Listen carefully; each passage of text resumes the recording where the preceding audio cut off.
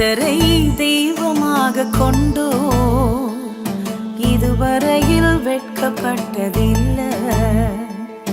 அவரையே ஆதரவாய் கொண்டோ நடுவழியில் நின்று போவதில்லை.